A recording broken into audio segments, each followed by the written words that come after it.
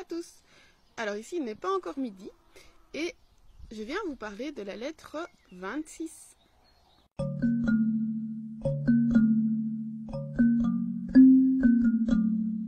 Dans cette lettre, Sénèque dit à Lucilius qu'il n'est plus à mettre dans la catégorie des vieux, mais en tout cas en ce qui concerne son corps, on peut dire qu'il est dans la catégorie des décrépits. Alors ça me fait rire parce que j'ai cherché l'étymologie de décrépit, donc ce serait décrépo, et crépo c'est l'idée de craquement, donc un son sec, lié aux articulations qui craquent. Alors, donc lui il dit, voilà, moi je suis plus dans la vieillesse, parce que la vieillesse c'est un ralentissement, donc en latin c'est senescere, donc c'est vraiment devenir vieux. Il dit non, ça y est, c'est bon, je suis vieux, je suis dans la phase où je suis épuisé. Alors décrépit, il y a un mot en patois, un patois de mon village, ce qui est raquerpi. Donc ça évoque vraiment l'idée de voilà, tout rabougri, quoi. Et il dit voilà, ça c'est au niveau de mon corps, mais mon âme au contraire, elle ne subit pas le poids de l'âge, seuls mes vices ont vieilli. Et mon âme est jeune. Donc il dit animus viget, donc c'est vraiment, elle est dans la vigueur et elle se réjouit de ne pas suivre le même chemin que le corps. Et ici, Sénèque dit qu'il discute avec son âme, qui lui dit qu'elle est en fleurs et qu'elle exultate. Donc elle est vraiment dans le meilleur âge pour elle. Et son âme l'invite à méditer sur ce que, justement, en ce temps de paix, à méditer, à savoir ce qu'il doit au fait d'être vieux ou ce qu'il doit au fait d'être sage. Donc, à quoi est-ce lié tel ou tel élément serein de sa vie. Alors, elle l'invite aussi, son âme, à regarder ce qu'il ne peut pas faire et ce qu'il ne veut plus faire.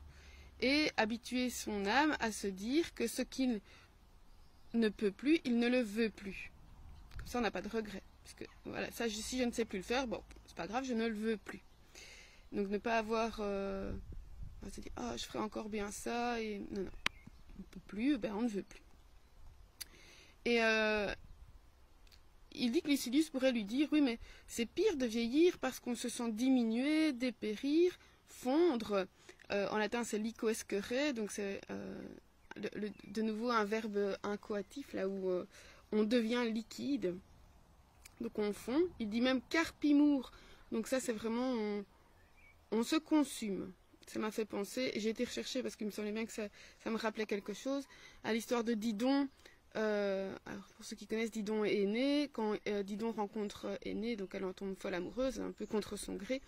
Et à un moment, on dit que Regina, Caeco Carpitur Rigni, donc la reine est rongée, elle se consume d'un feu aveugle. Donc c'est vraiment l'idée de, voilà, on est rongé petit à petit. Et c'est là qu'il dit, mais c'est bien aussi de sortir de la vie par étapes, c'est plus doux que d'en sortir subitement, d'en être arraché subitement. Et c'est n'est qu'à l'approche de sa mort, donc il sent bien que ça va un jour arriver, il se pose la question de savoir si tout ce qu'il a dit, donc tous les discours, tous ces conseils qu'il a donnés à propos de la mort, il pourra se les appliquer à lui-même. Et si tout ça, finalement, ce n'était pas que des mots, que de la comédie, et voilà. Est-ce qu'il va pouvoir appliquer tous ces conseils à lui-même? Et il dit, c'est la mort elle-même qui va prononcer la force de mon âme. Il dit que n'importe qui, même les plus faibles, peuvent jouer les plus forts en parole. Donc le tout, c'est de voir au moment de l'action si on respecte ou pas ce qu'on avait dit. Et il dit, ce que moi je me dis à propos de la mort, toi, Lucilius, tu peux le faire aussi, parce que tu es plus jeune. Bon, apparemment, dans les faits, il n'est pas réellement beaucoup plus jeune, mais voilà. Mais il dit, mais en fait, la mort, elle arrive quand elle veut, elle ne compte pas les années, ça on l'a déjà dit. Et tu ne sais pas où elle t'attend, donc attends-la partout.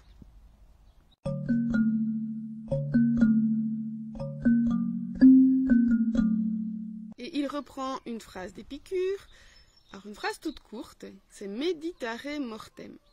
Alors meditare, c'est vraiment pense réfléchis, médite la mort. Réfléchis à la mort, pense à la mort. Et Sénèque dit que c'est une chose remarquable, egregia, de pouvoir apprendre, donc ici c'est condiscere, donc c'est d'apprendre à fond ce qu'est la mort, et d'apprendre aussi avec elle. Il dit, mais tu pourrais me dire qu'en fait c'est peut-être inutile, superflu d'apprendre quelque chose qui finalement n'arrivera qu'une fois. C'est pas faux. Mais justement, c'est parce qu'elle n'arrive qu'une fois qu'il faut s'exercer et se préparer le plus complètement possible. Et il dit que si meditare portem, si tu réfléchis à la mort, en fait, c'est l'équivalent de meditare libertatem. Tu réfléchis à la liberté. Puisque il dit que la seule chose qui nous retient, una catena, c'est vraiment une chaîne, c'est l'amour de la vie, amor vitae. Et que cet amour de la vie, il ne faut pas le rejeter trop loin, hein, parce que sinon alors on n'a plus le sens, on n'a plus le goût de la vie, comme on l'avait vu dans la lettre 24, je pense, avec le désir de mourir. Hein. Mais il faut la réduire pour que si un jour la situation l'exige, rien ne nous empêche de faire sur le champ, dit-il, ce qui devrait quand même être fait. L'idée c'est de se dire, alors à l'époque hein, évidemment on a déjà parlé des tortures, des choses qu'ils pouvaient subir de la part du pouvoir. Alors chez nous, chez nous dans nos contrées c'est plus, on espère en tout cas, bon même si on a parfois des témoignages, qu'on ne risque pas d'être torturé en tout cas physiquement par le pouvoir, mais il y a encore évidemment des régions du monde où ça existe. Et je me posais la question, tiens, par exemple, ou alors quand on est pris en otage et qu'on subit des tortures de la part des